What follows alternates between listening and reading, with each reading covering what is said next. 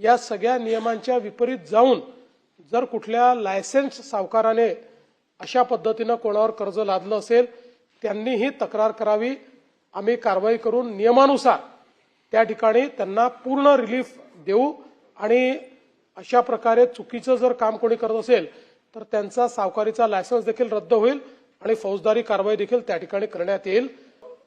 एक बृहन्मुंबई महानगरपालिका असेल, त्याचे कमिशनर असतील, एखाद्या दुसऱ्या महानगरपालिकेचे कमिशनर असतील, आपले विद्युत विभागाचे लोक असतील, अशी एक हाय पॉवर कमिटी तयार करून या समितीला आम्ही एक कार्यकक्षा देऊ की त्यांनी लिफ्टचं मेंटेनन्स, त्याच्या संदर्भातल्या जबाबदाऱ्या, त्या कशा पद्धतीनं तपासणी झाली पाहिजे, तपासणीचा कालावधी किती असला पाहिजे, त्याचे नॉर्म्स काय असले पाहिजे आणि लिफ्ट तयार करणाऱ्या ज्या कंपनी आहेत त्यांच्यावर काय जबाबदारी असली पाहिजे, या संदर्भातल्या नवीन एसओपी या पुढच्या 6 महिन्यामध्ये आम्ही तयार करू।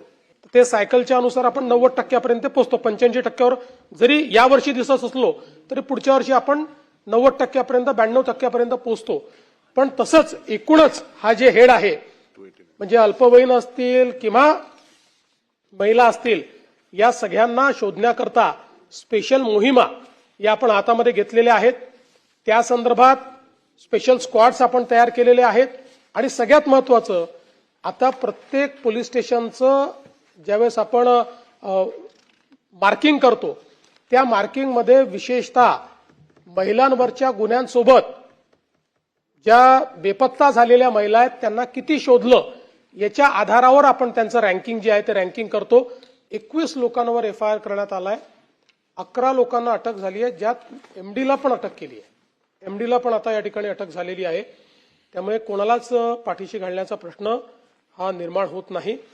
परदेशातले भारतीय जे आहेत, स्टुडंट्स आहेत, पर्यटक आहेत, यांच्याबद्दल माननीय प्रधानमंत्री मोदीजींचं सरकार अत्यंत सेन्सिटिव्ह आहे आणि अतिशय विपरीत परिस्थितीतनं देखील लोकांना परत आणण्याचं काम त्यांनी केलंय। त्यामुळे केंद्र सरकार पूर्णपणे या बाबीवर लक्ष ठेवून आहे आणि लोकांची सुरक्षितता आणि युद्धाची परिस्थिती यातनं लोकांना परत आणण्याकरता सगळ्या उपाययोजना केल्या जात आहेत। सगळ्या लोकांना या ठिकाणी सुरक्षित परत आणण्याचं काम हे केंद्र सरकार करेल आणि राज्य सरकार सातत्याने त्याचा पाठपुरावा करत राहील।